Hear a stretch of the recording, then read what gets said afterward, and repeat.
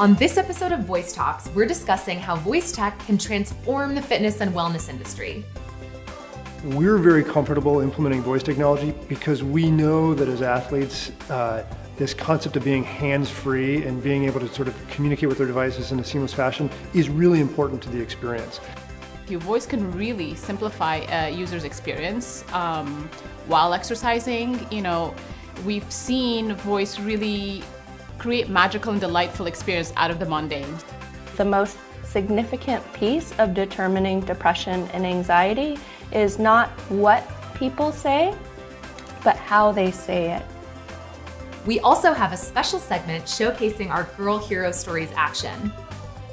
What I love about voice technology and publishing is that we know books don't work for everybody. We know stories work for everyone. The storytelling component is my very favorite part of it. It feels so much like home, so organic.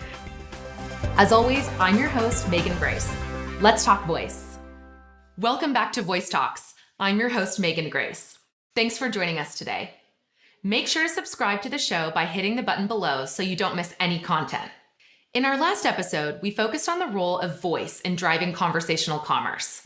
This month, we're going to explore how voice and AI are transforming the fitness and wellness industries, and how these types of integrations can improve our physical and mental well-being. This topic couldn't be more relevant. The pandemic has reminded us all how important our health really is. And yet, for many of us, it's been challenging to stay motivated and active during this time. I love seeing how companies use voice to make it easier to prioritize our mental and physical wellness. Today, we're joined by Strava Executive Chairman Mark Gainey, who will tell us how their company has leveraged voice technology to create frictionless experiences for users. We'll also hear from Grace Chang, co-founder of Kintsugi, an AI startup that's leveraging voice to revolutionize the way we identify, diagnose, and treat anxiety and depression. You won't want to miss it. And then we have another special segment for you. October 11th was International Day of the Girl, and we launched a new storytelling action, Girl Hero Stories. We'll be joined by Beth Brezenoff of Capstone Publishing and Dr. Tamara Pizzoli of the English Schoolhouse in Rome as they discuss the power of Girl Hero Stories. We'll hear from Beth and Tamara in a bit, but first up, we have Dina Berrada, Product Director for Google Assistant. She sits down with Mark Gainey, co-founder of Strava, to discuss how the popular fitness app is using voice to create better experiences and communities for athletes. There's some great product market fit for voice here. I know that when I'm on a run, I don't want to have to pause and take my phone out. I want to be able to interact with my app seamlessly without interrupting my activity. It's really awesome to see companies like Strava focusing on bringing frictionless features to their users. All right, let's hear more from Dina and Mark. Thanks, Megan. I'm Dina Berrada, and I lead the teams on Assistant that build multimodal experiences that help our users lead more connected, productive, and healthy lives. Before I became a Googler, I led product teams at WeWork and Amazon, where my experience has been primarily focused on evolving niche products into mass consumer products. I couldn't be more excited to be on Voice Talks today, sitting down with Mark Gainey, co-founder of Strava. I personally have turned to Strava during the pandemic after having lost my in-person CrossFit community and have really turned to some of the inherent social competition that is embedded within the platform. And today, Mark and I will be chatting about Strava's innovations in voice and how their partnership with Google Assistant has really advanced their voice strategy. Welcome, Mark. To kick things off, can you please tell us a bit about yourself and your background? Yeah, background-wise, it's pretty short and simple. I've been fortunate to be here in Silicon Valley for the better part of 30 years and a bit of a career entrepreneur. I've had two companies I've been fortunate to found and build. There was one in the late 90s, early 2000s called Kana, and then more recently Strava, the one we're talking about today. And I got together with my co-founder in 2009 when it was founded with a pretty simple mission, which was we were out to motivate, inspire, entertain the world's athletes to keep us moving. You know, we learned long ago, I'm a better person when I'm active. I know that. I'm a better parent. I'm a better coworker. And we also found that people keep people active. Michael and I, my co-founder, we'd actually met on a team in college and just appreciated sort of the power of being in a team and having that accountability and that support. So Strava was born of that. And We've been very fortunate. We're now, the world's social platform for athletes and having a lot of fun growing the business. We're definitely seeing a paradigm shift and significant consumer behavior change when it comes to voice as a modality. We're seeing very natural adoption in the car. Obviously, when you're on the road, your hands and eyes are busy, and Google Assistant can provide a lot of help. If with navigation, if you want to listen to any podcasts or music, message your partner, and it's easy to draw parallels when it comes to leveraging voice to enhance a user's experience while exercising. I'd love to hear more about how you're thinking about voice technology and how it fits within your strategy at Strava. And I love the comparison of sort of the, driving an automobile, driving a car, and being active, being an athlete, whether that's out riding or running or walking the dog. Because you're right, you have to be hands-free. Your hands are busy when you're active, whether that's holding handlebars or, again, holding the leash or just running down the road.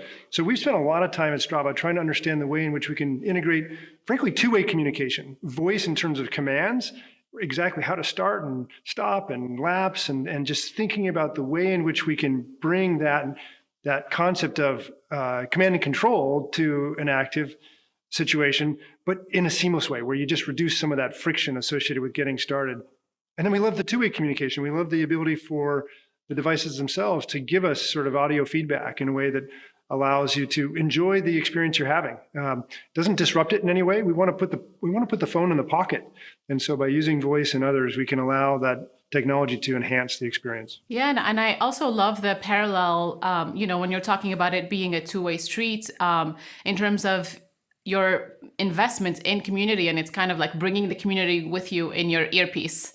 While you're out exercising as well. I like I mentioned, there's definitely, we see a sense of longing for a sense of community in many parts of our lives, even when it comes to health and fitness. And I, for one, have been experimenting with a lot of different substitutes since the beginning of the pandemic. I'm very curious to hear about how Strava's athletes' behavior changed actually during this time. It's been fascinating these last 2 years now as we've been in the midst of a pandemic and COVID. And I can speak to Strava's experience. We've been fortunate in the sense that we were in a position to really help support the world's population as they realize the importance of health and wellness. So, a couple things just fact-wise. I mean, we're now a community of 95 million, almost 100 million strong in 190 countries. So it's truly a global experience. And we're finding that during the pandemic, our growth just accelerated. We had, it's now just over 2 million athletes per month. The behaviors change as well. So not only do we have lots of new folks who are just getting introduced to working out and trying to think about the ways in which they can stay motivated, but we also saw that there was this need for connection, as you suggested earlier, where we couldn't show up on a starting line on a Saturday morning for a local fun run, or we couldn't necessarily go riding with our friends and do those social rides and so forth. And so digital experiences like Strava began to fill that void. Lots of group experiences, lots of ways to create virtual events, lots of ways to kind of bring virtual clubs together. And in that process, as we think about voice, again, we saw two things. One is we have to reduce the friction. For a lot of folks, this is new. This is the way in which they're going to get involved with sport and being active. And so how do we make that easy? So again, going back to just thinking about widgets and voice controls that allow for that easy start and stop and discovery of routes and so forth. And then also just engagement. You mentioned it earlier, that ability for individuals to engage with one another, maybe not in person, but by doing it so virtually. Perfect example in Strava, we have things like segments and routes where you can begin to understand how you're doing relative to your friends and being able to share that, whether that's on a screen or via audio format. That's been really important. I totally agree with you. Voice can really simplify a user's experience while exercising. We've seen voice really create magical and delightful experience out of the mundane. So just automating a bunch of things on a user's behalf. And I think you mentioned a couple things that we've worked on together. So Strava and Google Assistant have partnered pretty closely over the last year. And I was especially excited by the new Strava widget that users can add directly to their home screen on their Android phone and use to start a recording, show some of the basic stats, daily progress, and a bunch of other actions. And we're actually seeing out of all of the Android widgets, people use the Strava's app widget the most. So would love to just dive a bit deeper on the work that our teams have accomplished together over the last year. Yeah, we've been really thankful for the partnership. You're exactly right. We got very excited about Google Assistant. We started simple. We've learned that that's really important. Let's start at the basic level. So the idea of just start, stop, pause, record, and doing it with the most popular activities on Strava. So being able to do that for running and cycling and walking, that was a great place for a start, and learn from our own athletes in the community what works and what doesn't. And the widget itself, being able to not only show how you're trending in a given week and your weekly summaries, or being able to record directly from that home screen, but also be able to see things like your ability to pursue your goals and where you are sort of in progress of your goals. So that's been a great step for us to take with the teams at Google. And we're really excited about the ways in which we can continue to implement voice across different devices, Wear OS devices, as well as just continue to think about the way we get creative on things like the widget and other places. Can you share a bit more about Strava's big ideas for the future and what's getting you excited in terms of what Strava is tackling in the next couple of years? Sure. Yeah, I'll give you two. As I mentioned, we've just had such tremendous growth here over the last couple of years that one of the exciting things about that is just the sheer volume of data and activities that come in. We see just over 40 million activities every week coming in from our athletes. And with that comes tremendous insight and information. So for instance, the ability to discover new things on Strava, to discover new routes and new people to train with.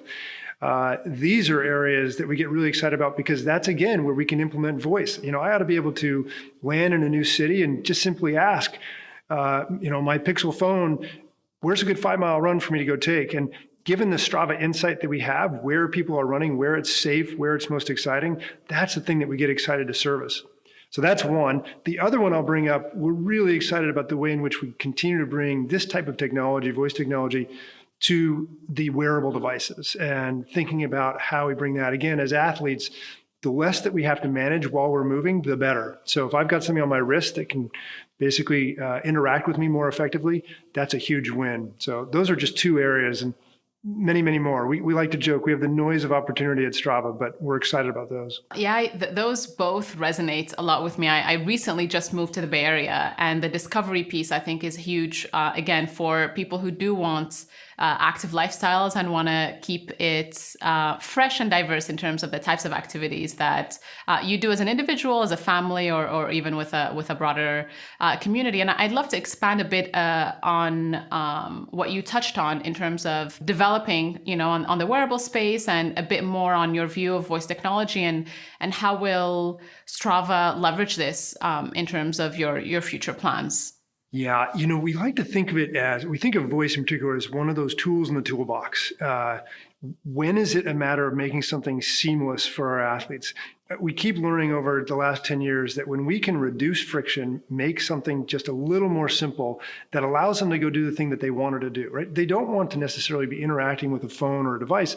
They want to go on a run, or they want to go on a walk with their family, or they want to climb Everest, or they want to race, whatever it is. The technology needs to be in the background.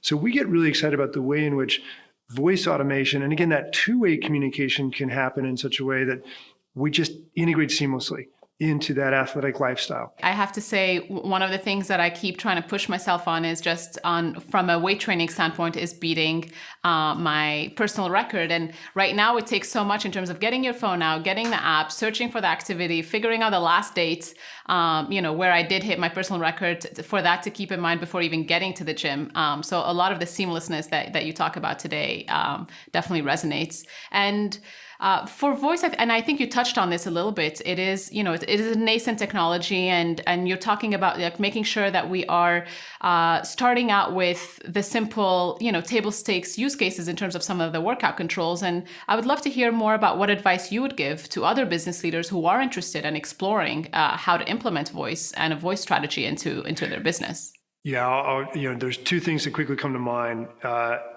One, just make sure that you're authentic with it. We're very comfortable implementing voice technology because we know that as athletes, this concept of being hands-free and being able to sort of communicate with their devices in a seamless fashion is really important to the experience. That's not true in every situation, but I think more and more when you're authentic about it, good things will happen. The second piece of advice I get is make sure you're frankly partnered with the experts. It's not as though Strava is the voice expert here. This is where partnership with Google and the Google Assistant team and so forth has been invaluable. So understanding where that expertise lies and how you can work together on amazing experiences for our shared customer, that's proven to be invaluable. Yeah, and again, it's been a wonderful year of a lot of partnerships, and very excited to see how Google will continue to support Strava's voice strategy. Can you tell us a bit more about some of the exciting opportunities that you foresee between Google and Strava in the upcoming year or so? Yeah, what has us probably most excited when we just see what you've been able to do at Google on particularly the hardware side with the Pixel phones and what we're seeing now with Wear OS, that is enabling sort of a set of software opportunities that we haven't seen ever. And so the opportunity for us to begin leveraging, again, kind of all the tools that are in the toolbox, everything from, the high-end GPS and now sort of the motion control and what we're just sort of seeing in terms of being able to track more effectively, that accuracy. And then you just layer in things like, again, the voice interaction or just sort of seamless interactions with the devices, that has us really excited for the future. Well, thank you, Mark, so much for taking the time to talk to us today. It's been a pleasure. Any parting thoughts before we hand it off to Megan? Dina, just a huge thank you. Thanks for having me today, and thank you for the partnership. We're really excited about what we can do going forward. Mark, we're very excited too. Thank you again so much. That's it for Strava and Google Assistant for today. Back to you, Megan. Thanks, Dina and Mark. Like so many other areas of tech, we're just scratching the surface of what voice can do. I'm so excited to see how it continues to optimize these kinds of fitness experiences. Now, one thing I think we can all agree on is that the global pandemic showed us that mental wellness is just as important, if not more important, than physical wellness. Enter Kintsugi, a voice biomarker startup that's developed a method of scoring clinical depression and anxiety from just 20 seconds of freeform speech. And while voice powers their tech, the real strength of the company comes from Grace Chang and her co-founder Rima, who leaned into past struggles to engineer and launch this amazing company. We'll also learn how a trip to Japan and the ancient art of repairing pottery sparked this latest innovation. All right, let's hear more. Welcome, Grace. Thank you, Megan. My name is Grace Chang. I am the founder, CEO, and principal software engineer at Kintsugi. And at Kintsugi, we're really excited to be building smarter mental health care infrastructure where we're using voice biomarkers to measure and predict well-being. So at Kintsugi, I was really delighted to meet my co-founder just a few years ago in San Francisco at an OpenAI hackathon. We, interestingly enough, shared a common entry to the US. Myself, I immigrated from Taiwan and Rima from Kazakhstan. And we had this similar challenge of being able to access mental health care through our provider. And it was myself a few years ago trying to call for almost 5 months at a time to schedule that first therapist appointment and being met with just the sheer challenge of being able to reach anyone. And if this were my dad or my younger brother, I feel like that would be totally unacceptable. And Rima surprisingly shared with me that when she had postpartum with her first child, she was recommended to see a therapist. And similarly, she was calling for 2 months at a time before she was able to reach anyone. And I think for us as engineers, maybe we see this problem through a different lens than that of clinicians who we know definitely want to be able to help their patients. And that's that we saw this as an infrastructure issue where you have so many people trying to jam through the front door, but not a lot of visibility as to who is seriously depressed and who is in these low to moderate states. So if we can create some visibility, reduce the stigma around mental health, and create some quantitative measure to help our practitioners, almost with a lane assist technology, to get patients to the right level of care at the right time, this felt like this was incredibly meaningful work. And so in the early heyday, when we were struggling through the challenge of being able to access mental health care, we did a deep dive in working with clinicians to understand what are some useful self-practices people can initiate to help mitigate these sort of challenges. And it started in this area called Penn-Backer's paradigm, which states that actually in the articulation of top-of-mind issues, there are physiological improvements to mitigating stress, anxiety, and depression.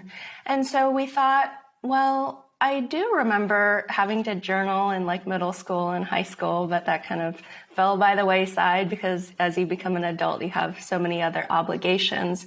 But maybe since people were already talking to their devices, people would consider voice journaling. And so when I put out this first consumer-facing application, it was quite rudimentary. But as Rima and I continued to use it, this had evolved, and now there are users of the Kintsugi's voice journaling application in more than 250 international cities.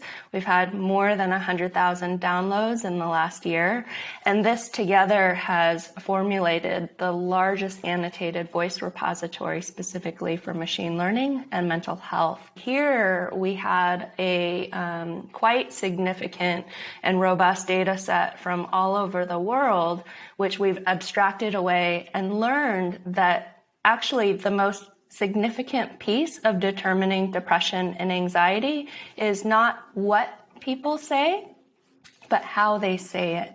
And our model performance, quite interestingly enough, is not based on NLP or natural language processing, but rather signal processing from the features of how people are speaking. And our architecture, as a result, had become much more elegant to be able to perform these real-time calculations.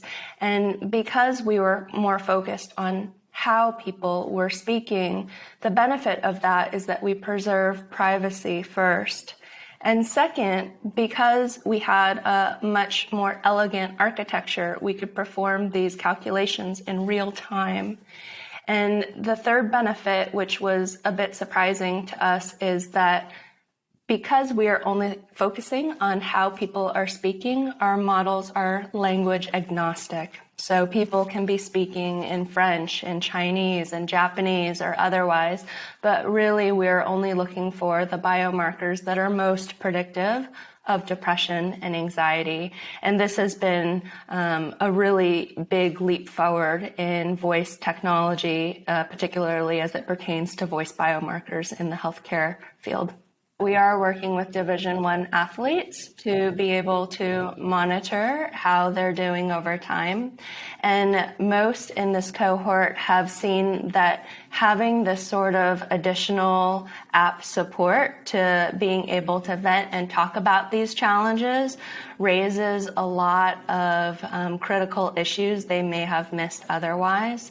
Coaches that we've worked with have been really enthusiastic about being able to add additional ways to measure performance and additional ways for us to understand where our weak and blind spots are. We were the first engineers to use our own product, and so we've had the benefit to go through hundreds of these iterations.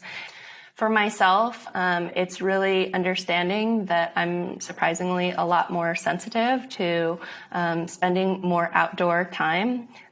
It's been really great moving from San Francisco to Berkeley in the time of pandemic because it's given me so much more access to amazing hikes behind my house. And I've definitely taken more advantage of ensuring that I make that time for whether it is going to like my local gym at 6:30 every day and having those evening walks to ensure that there is balance between building a transformational startup in this field of mental health and maintaining my own mental and well-being.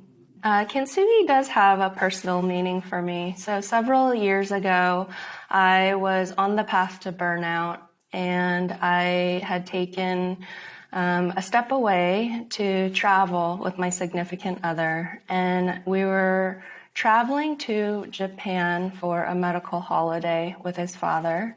And I had never gone to Japan before. And I was just really surprised by the culture and the attention and care that was just like in every, crack and crevice of the cities that we had visited.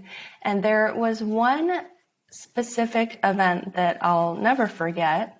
I went to an exhibit called the D47 for the 47 prefectures of Japan, and it was a design exhibit in Shibuya in Tokyo. And I remember as I walked into that exhibit, there was one corner of the room that had these textiles that were worn through and re-embroidered, and then another area that had these ceramics that were broken and rejoined together with this gold enameling. And thematically, this idea is called Kintsugi, and it means that in the process of repair and restoration, you can make something that much more beautiful. And I had never heard of anything like this before, and it really resonated with me, and it just gave me just the little bit of courage to leave like a tremendously successful company to start something that we know now as Kintsugi. At Kintsugi, we are really excited as a team to be transforming access to mental health care by being able to take these signals that are really just thrown away and transforming it into usable information so that we can kind of tamp down on all of this administrative and operational overhead. We have this really unique opportunity in this time, like during COVID, when a lot has moved to virtual care, where we can improve infrastructure from ground up and help enable clinicians and practitioners to get patients like our moms, our brothers, our sisters, and otherwise to that right level of care. For anyone who would like to connect to us, I invite you to visit kintsugihello.com. We have an active presence there where we're always updating information and content, and we also have live people answering any sort of questions and requests. Thanks again for everything. I'll hand it back over to you, Megan. Thank you, Grace. It's incredible to learn how Kintsugi uses voice to measure and predict well-being. This is such a unique way to provide support to users and is especially timely given the challenges of the pandemic. Okay, this brings us to our final segment. As I mentioned earlier, October 11th marked International Day of the Girl, a chance to recognize the 1.1 billion girls who are changing the world. This year's theme was digital inclusion for girls, so we launched the Girl Hero Stories action on Google. Here to tell us more are Beth Brezenoff and Dr. Tamara Pizzoli, two of the principal players in the partnership between Google, Capstone Publishing, and the English Schoolhouse. Take it away, Beth and Tamara. It's great to be here, Megan. Thank you so much. We are glad to be on Voice Talk. So I'm Beth Brezenoff. I'm the Vice President and Publisher here at Capstone. And we've done several cool voice projects with Google. And so I've been really excited by the opportunity, and the most recent is one of my favorites. So I am here with Tamara Pizzoli, who is joining us from Rome. She is owner and author at the English Schoolhouse. Hi, Tamara. Hi. Can you tell the audience a little bit about your background and how you came to work on the Girl Hero Stories project? Sure, absolutely. So I am originally from Texas, born and raised, and I've been in Rome for over a decade. And I originally came here as a kindergarten teacher, not in Rome, but in Texas. I taught kindergarten for a really long time and moved to Rome and started teaching English just at language schools, and I really, really enjoyed it. So then I opened up one of my own, and then I've had some pretty difficult things happen in my life. I lost my only sibling, my sister, and decided to switch from having to see people every single day and interact with them in such a up close way to sharing everything beautiful that I have in my heart through stories. And so the English Schoolhouse was once an actual school, and then I converted it in 2014 into an independent publishing house. And so I've been publishing my little heart away ever since. That's incredible. That's really amazing. So I think we want to tell everybody a little bit about this collaboration. So it's a collaboration between Capstone, the English Schoolhouse, and Google Assistant. And we launched this project on October 11th, which is the International Day of the Girl. We have an International Girl thing happening here today, which is kind of exciting. Tamara, before we dive in, why don't we tell people how they can access these great stories? Yeah, totally. So it's just an action, a Google action, and all you need to say is, hey, Google, tell me a girl hero story. And 25 fiction and nonfiction stories will pop up from the English Schoolhouse and Capstone Publishing. What were some of your favorites? We have such a breadth of stories, and I love how your stories complement ours. We've got fiction, nonfiction. There's a great book about Harriet Tubman. There's a great book about Ruth Bader Ginsburg. And then we've got some fiction stories kind of covering the breadth of, well, not everything about what it could be to be a girl, but lots of things about being a girl. What about you? So recently I have been on this whole remixed fairy tales kick. And so I have a retelling of 12 Dancing Princesses, but this version takes place in ancient Ethiopia, in Horefinfen, which is now Addis Ababa, and it's 12 Abyssinian princesses. There's also Genevieve and the Giant, which is a retelling of Jack and the Beanstalk. But in my version, the giant is this big Black woman who lives in the sky and has gotten tired of the people on Earth's nonsense. And then I also am into kid bosses. Maybe it's because I wish my children had jobs. They're so expensive. So another favorite of mine is Harriet Hare, the Hair Guru. And it's about this kid who has a natural knack for doing hair and starts off, just kind of making some side change. And then it grows into a really formidable business for her. So a lot of fun stories. So I'm curious, for you, what do you hope that users gain from being able to access this? Well, my books traditionally have featured mostly Black characters as the main character. And that's just because there's such a void in children's literature for diverse content in general. So what I hope is that all children, but especially Black children, see themselves authentically and beautifully reflected in both the stories and the imagery. Imagery is very important to me as well. That's what I truly hope, is that all children find these stories to be of such value and use. I hope they become many children's favorites. What have you found to be the most meaningful part of the process?